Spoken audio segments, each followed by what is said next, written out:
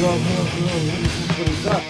This is your boy, Alert Wolf, gonna bring you the second catch-up video for Hunter x Hunter. And this time it's gonna be Hunter x Hunter episodes 76 through 79. And basically this is the start of the Chimera Ant arc. Now, again, for those of you who know, I'm always, I don't read the manga, so this is all new to me. This is exciting stuff. And basically, I'm just going to give you a rundown per episode, a review on each episode. Or not a review, a rating. And let me get started, and I'll let you know what I think of the arc so far. Alright, basically, the first one is episode 76, so we have Reunion and Understanding. Basically, they teleport in to look for Jing. What they find is Jing's protege, a pro hunter by the name of Kite. Now, he immediately saves them from an anthill full of Chimera ants. They're like yay big, nasty little things. He has to shoot a nest full of them. He has to shoot them. He gets mad for making because he was forced to kill a creature, which is when Gon remembers that he once saved his life from a fox bear. It kind of reminds me of Avatar a little with the animal crossings there. Aha, multiple name drops. Anyway, so then he realizes who it is. He's like, "Oh, Gon, it's you." He's like, "Oh, how do you know my name?" "Oh, dude." And then we get the explanation that he's his dad's protege. You also get a flashback. Now, I will say this about the flashback. It was very short and sweet, and it was just showing him running around the town and having animals do his bidding as he, stole stuff to live off of when Jing runs into him and, convinces him to become a hunter, a pro hunter. But the animation for the background was top-notch. I mean, the artwork, I wouldn't say the animation, the artwork for the city that he grew up in, it was just so good. It was top-notch, and I just loved it. Alright, so then,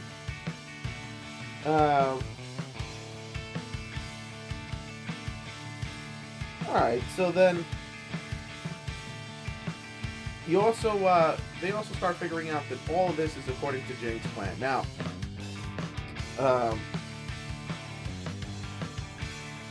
basically, and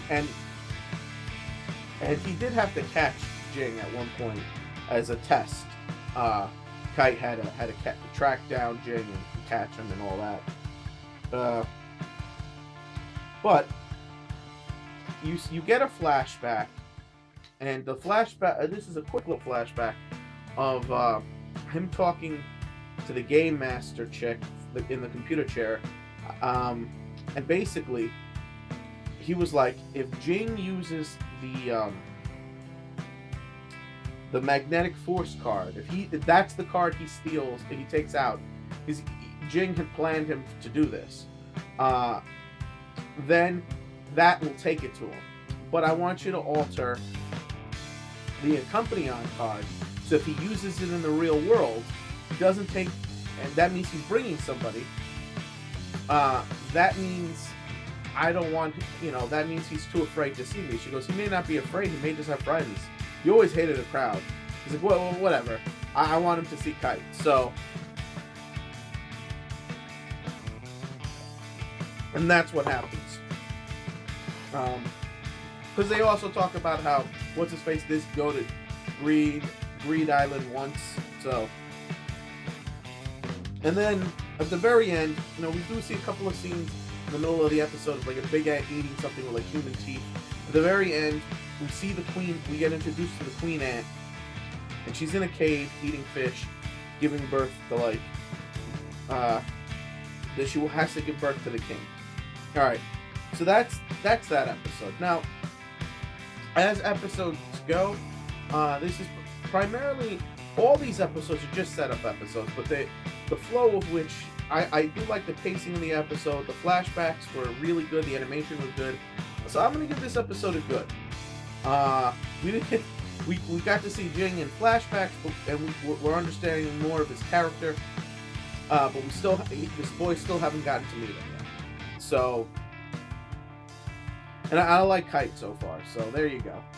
All right, now the next episode we're on is episode 77, which is Uncase and Sighting.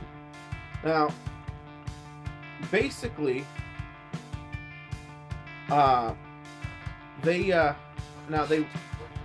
sorry about that. Basically, they run into the rest of his group, and the rest of his group are made of amateur hunters. They're not pro hunters, and there's about 6 of them, and they're I believe there's like 2 missing, and they discuss the queen and finding. First, they're shocked that it's Jing's son, and then when Killua says who he is, they're shocked. The pairing is shocked, and then they're shocked at the fact that they're pro hunters. So that whole combination of things is to them. I mean, if you think about it, these are the sons of 2 of the most infamous people on the planet. You know, the Zoltek family, or specifically the dad, because he's the head of the Zoltek family. And then you have, you know, the son of arguably one of the best, or the best hunter in the world. So it is pretty good. And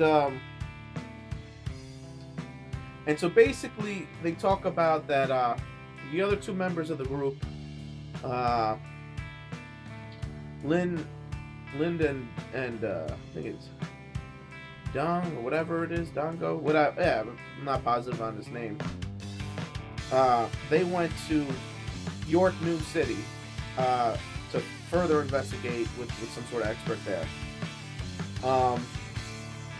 And then they were gonna go track down, and we get a flashback of how they found the artifact, and you know, it was like a finger, and it was attached to a bigger arm, and it was definitely from a queen, and they think it's probably 2 meters high, which means it's human height.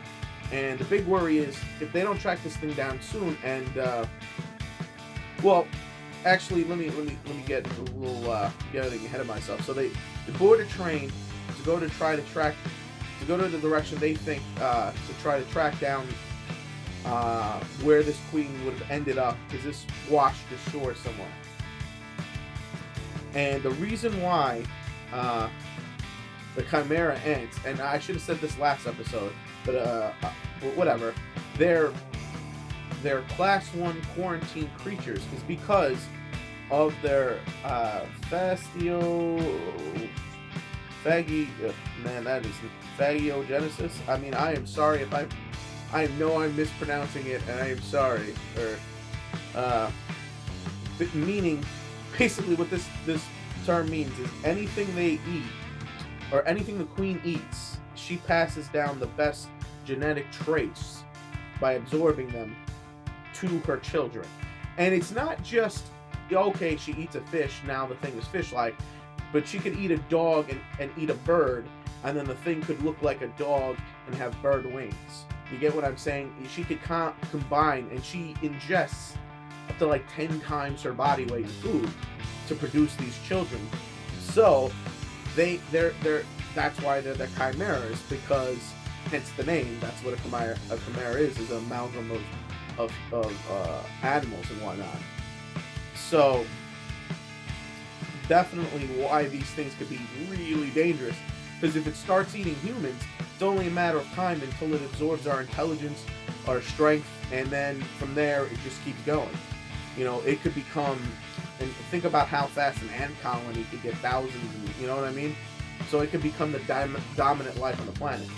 Not to mention, if it eats that much, it could very well overeat and, you know, whatever. But, so, alright, so then, this is, this is where the episode takes a turn. We start seeing flashes of a brother and sister playing, and he protects her from a snake, and they're very young, and they're with their poor mother. And I get that they're poor, I guess, and it's just their mom, and throughout this whole thing, you're seeing scenes of these kids, and they talk about the eating, and I'm like, oh no, they're really gonna do this? Are they really gonna do this? Now, I had been pre-warned by some of my subs that this arc and the last arc is when this is the bloodiest time in Hunter x Hunter. So that much I knew, and I'm like, oh no, these kids. And then bam, they're in the woods, and she has her soldiers go out and forage stronger food, and they take the kids back, and you see the claw going after the kid, and then later, the next scene, you see like the bloody clothes falling down, and it's very interesting. Now, I personally would have preferred to see more gore on the level of like, Guyver or Devilman, but I understand this is not that type of anime, so you can't really show all the gore, and the way they've skirted around the edges of it, I think has been pretty good. I mean, I prefer to see more. I understand why they don't, but it's been pretty good. And so the brother and sister get eaten, and I'm like, oh, this is bad. And then the creature she gives birth to is her first squadron leader. And this is important for the hierarchy, because obviously these guys command soldiers. And it doesn't have a name yet, and I mean, I know the name because I watched all these episodes, but it doesn't have a name yet. But it was instantly able to speak like a human. It has a human-like face, and it was mixed with a bird because it has wings and an insect body and almost a beak-like formation of the mouth. It's not really a beak, but it's not really a nose, And his character is he sort of absorbed the brother's personality that she ate, because he's very loyal to his mother, and he's very diligent, and that's the end of that episode. Now, what do I make of this episode? This episode was a 4, man. It was a 4. I absolutely loved it. When, it's a setup episode, and this is what I like about this arc so far. Their setup episodes are gory as shit, and just have a lot of killing in it, and it's pretty good. And to kill the kids, and I knew it was coming, it was still shocking, and it was still so good. So I absolutely love this episode, but I'm gonna keep going. All right, so the next episode is episode 78, and this is very rapid reproduction, and basically the human hunting begins. Already we see a full assortment of squadron leaders, and they are all sorts. Some of them look like old men, and all of them have human blood in them, so they're all able to talk, and they're all different because they're mixed with different animals, and basically, it's just high speed killing. Basically, they just start raiding villages. Now you see that the one squadron leader from the previous episode, he still has some of the programming. Like, his mom has been going to the woods every day looking, or the people he was based off of, looking for the children, obviously. And then these creatures attacked that village, his squadron, but he chose not to attack the woman that was his mother, basically, more or less, as she was protecting a child. I mean, because he has strong connections to protecting his mother, that when he saw a child in danger and a mother protecting it, it triggered something in him, and it was just against his nature. And his claim is quality over quantity. And then they even what happens is he gets dared by this crocodile-looking dude, white gator-looking dude, that they should all see who can forage the most food, and just to see who's better at it. And he's like, well, forge the best quality food. And there you go. And it is pretty cool. All right, they also Jing and the rest, Gon and the rest of that crew, Kite's crew, figure out that it must have floated to the island of the Meitean Union, and specifically they think it's in the nation of NGL, which is a naturalistic, almost like an Amish society, only more naturalistic than that, you know. So that's where they think this queen is gone, and if it's gone there, since they're isolated, and this country doesn't like to report its own problems, basically, it could develop very rapidly there and be a big problem for the rest of the world. Because once they're done there, they're just gonna spread like a cancer or disease, basically. All right, and then we have other pro hunters. Also, we also get a scene before I even get to that. We also get a scene where, as they're attacking, the turtle dude is attacking one of the villages. He gets fought back by humans who show up almost looking like white ninjas or something. I don't know, like modern looking ninjas, I guess. And they show up with machine guns, which is foreign to that country, basically, because they're not supposed to have technology. But I guess these are the soldiers there to protect them. And they annihilate the group attacking, with the exception of the boss. And he's like, "Who are you guys? You guys are soldiers like us?" And they're like, "Yeah, we work for our king, Giro." And so you find out that the king of NGL, or there, is Giro. So that's important to note. And then we get a scene with different pro hunters. A different character. His name is Pookie, and I had to look that up. No, actually I didn't. I was there. But Pookie and someone who's about, I guess she's not yet a pro hunter, his protege, Hanzu, and his group, and there's two other guys there. He's a mythical beast hunter. That's basically what he does. And so he heard the rumors of this beast that's in that NGL. So he's going to NGL too. So it's important that that's another group of hunters that are heading there to hunt this creature. And at the very end, you also have like an owl dude and the turtle dude and the owl dude are talking. Alright, so the turtle dude and the owl dude are talking. The owl's sort of like a librarian. He's an owl, so he reads a lot. And basically, he's asking, do they have soldiers like us? Organizational stuff. Are we similar to them? They have names. Why don't we have names? He gets curious. And so then, before their discussion is finished, the queen calls a meeting of basically her generals. And she says basically, in the meeting they're talking about things, and the turtle dude is like, well,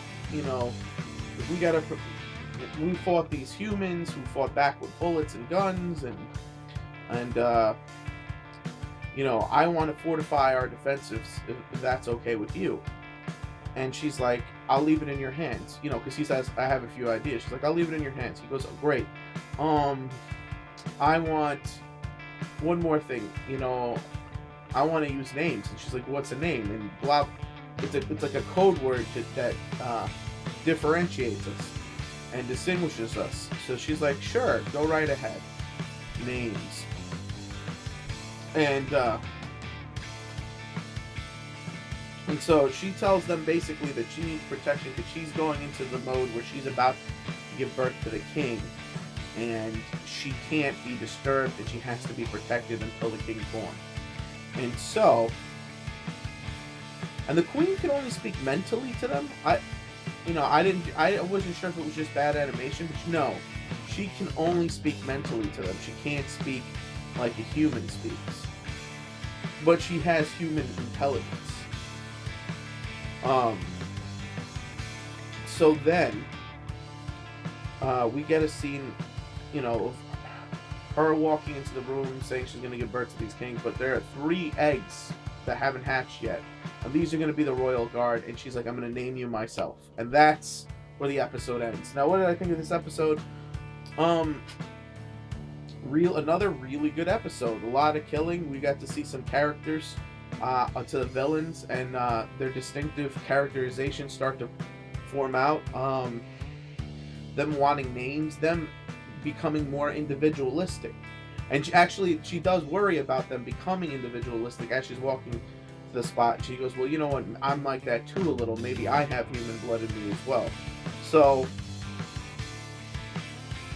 this is where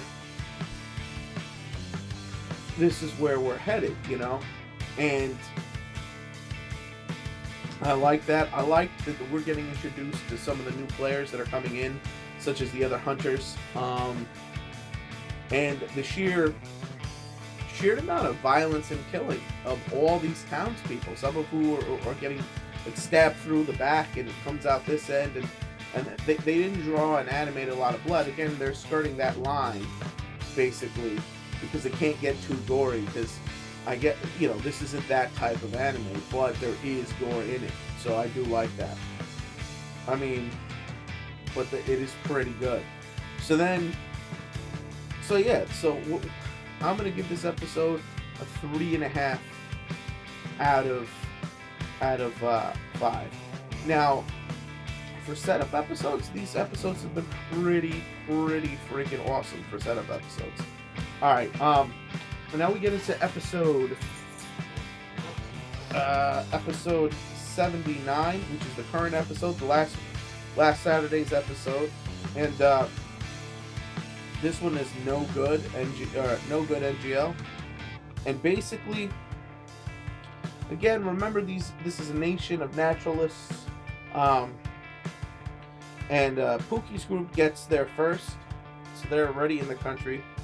As Kite asks, Kite gets told that 10 other groups have been driven in already. He's like, so I'm last to arrive, and that's the idea.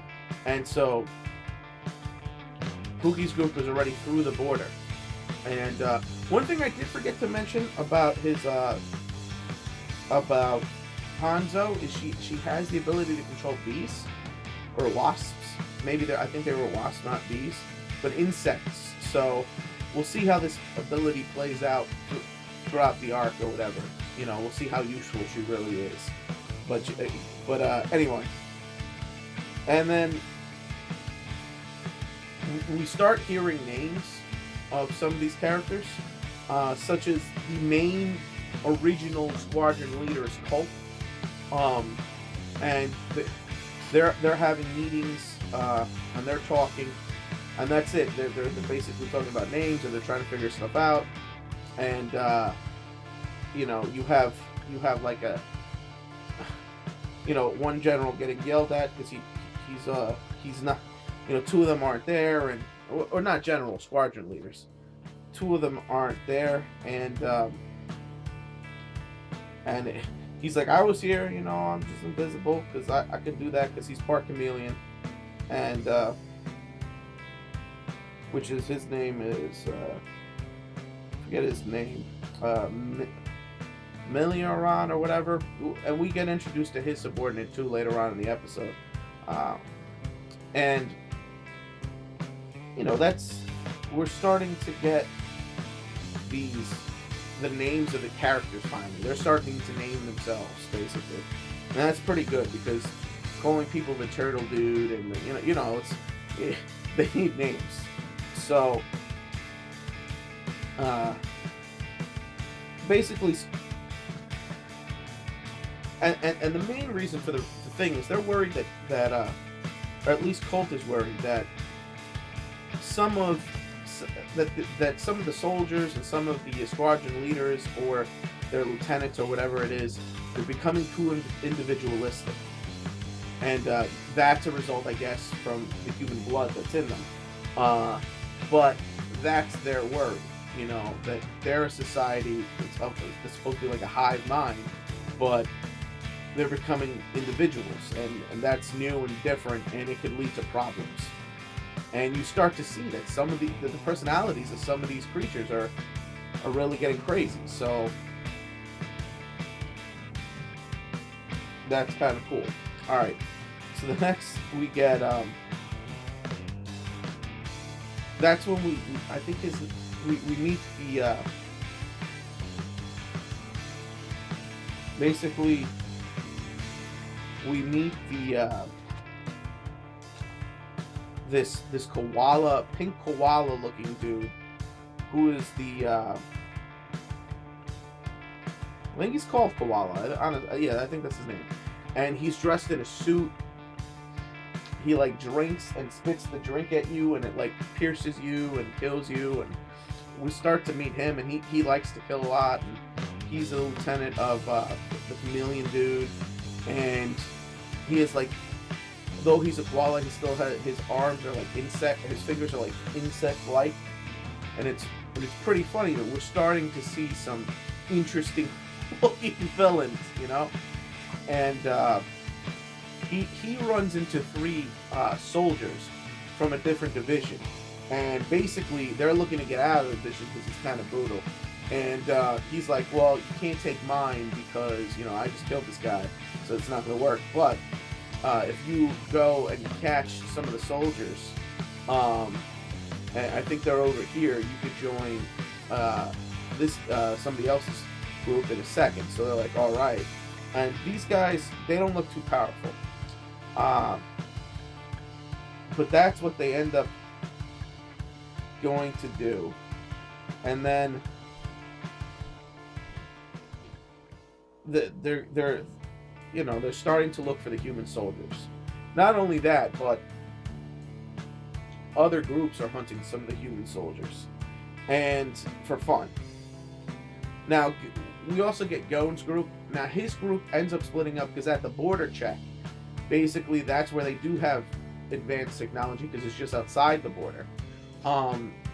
They sweep you for anything technologically created, or hell, they x-ray you, CAT scan you. They're talking about people smuggling shit in there all the time. And they don't allow anything processed to go through, such as non-naturalistic clothing, glass, that's processed, gold is processed. Anything processed with any type of technology cannot be allowed through. So their group gets cut in half, and because, you know, some of them wear glasses, and for whatever the reasons, the group gets cut in half. And only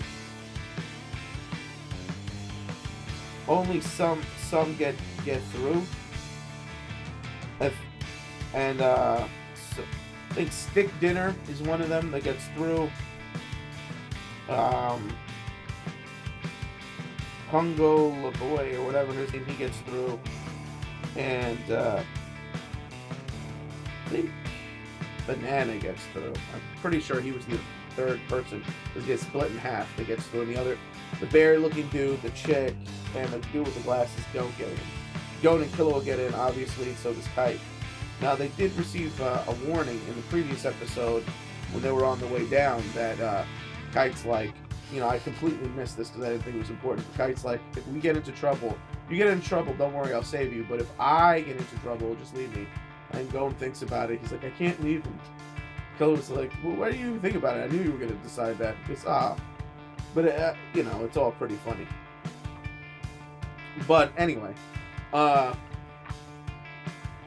see. And that's what's going down. Now, the episode starts to get a little better and picks up a little as Pookie's group, or is it Pookie? Pokey's group, they're researching, they're looking around, they find like a body that's been attacked, and they're like, if whatever made this, we're going to be in a lot of, he's thinking we're going to be in a lot of trouble, I got to get these guys out of there, because the rest of them aren't that strong. The 3 soldier ants from before come out, find them, and attack. Now, he's like, I'm gonna attack and distract them, and you guys run. We need to get out of here. And he uses his Nen to create I think he called it a rainbow. Yeah. His rainbow Nen ability, specifically Red Arrow. And the Red Arrow kills one of the ants. They keep going. As they run, Panzu falls, and she's about to get taken out when he shoots off 2 more arrows at the same time, of these Nen arrows, and hits them both. And when it hits you, it causes you to, wherever it hits you, to burst on fire, so he shoots them in the head, and thus killing the 3 things that are after him. And basically that's the episode. You know, the wrap up is that they're cornering the king of now. This is important too. The soldiers that were killed are part of D2, the manufacturing group. They're an underground group. I guess they're part of the king's regiment. So, and what's his face is aware of that, and he's also thinking they need to get out of here and contact the other hunters and meet up with them, because this is too much for his group alone to handle. So, you know, and this is how the episode ends, basically, the wrap up and all that. Now, what did I think of the episode? The episode itself was cool, because we're seeing them forming individuals. We're getting their names finally. It's been a few episodes. We finally get names. And we got to see cool new Nen abilities. The flame arrows or the red arrows were pretty cool. And you know, and Gon's group is on the way. They haven't arrived to where they're going yet, so it's going to be interesting to see how they handle things. So I'm going to give this one a 3.5 out of 5 as well. Now, what I'm going to say about all of these is, for setup episodes, to set up the arc, they have been very good and consistent. They deliver action, information, and they keep the story going. The pacing has been pretty good. So I absolutely love that about these episodes so far. And so far, this arc is promising. Now, here's what I'm going to say. The last arc, the purpose of that arc, Greed Island, was training to make the boys stronger. So the purpose of this arc is the battle. Just like last, you know what I'm trying to say? So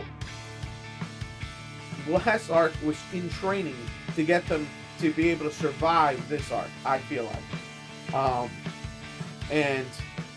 And that's just how it's looking to me. So I cannot wait to see how this arc is turning out. I'm liking it better than Greed Island, and I really like Greed Island. And so far, the pacing is just so good, and the boys aren't even in the thick of things yet. So I can't wait. Alright guys, before I wrap this up, just want to let you know quick things. Alright, so the next set of videos I'm going to be catching up on, I think I'm going to do individual videos on this as opposed to a catch-up video. Will be, or it depends on how many chapters I'm behind on, will be Green Blood. That is next on the agenda. And after that, I will start reviewing some of the newer animes. Obviously, this review includes this week's episode, so we're all caught up on that. And is there anything else I want to say? No, I think that's it.